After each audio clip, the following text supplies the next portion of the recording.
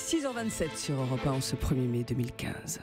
Aujourd'hui, dans l'histoire, avec comme chaque matin, Franck Ferrand. Bonjour Franck. Bonjour Maxime. Nous sommes le 1er mai, on l'a dit, 1er mai 2015, Évidemment. C'est la fête du travail.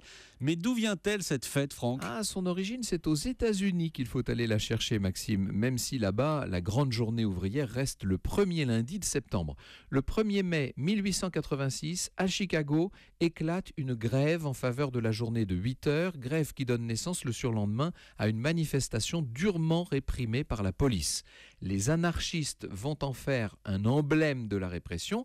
Or, en France, en 1889, la deuxième internationale socialiste est réunie pour célébrer le centenaire de la Révolution et l'on va décider d'organiser une grande manifestation à date fixe. Alors, pourquoi est-ce qu'on choisit le 1er mai ? Eh bien, justement, par référence à ces événements de Chicago. Mais moi, je croyais qu'on devait la fête du travail au régime de Vichy. Alors oui, c'est tout le paradoxe de cette affaire.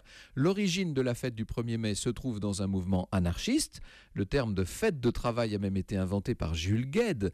Mais vous avez raison, son caractère officiel en France, c'est au gouvernement de Vichy qu'on le doit. C'est la loi Belin qui va faire officiellement du 1er mai un jour chômé et payé. À Vichy, on l'avait baptisé fête du travail et de la concorde nationale. Et on reprend l'idée à la Libération. Exactement. Disons qu'en 1947, sur proposition du socialiste Daniel Mayer, le 1er mai est réinstitué jour chômé et payé, et ça dans toutes les entreprises, publiques comme privées, ce qui n'en fait pas pour autant une fête nationale, d'ailleurs il faut le noter.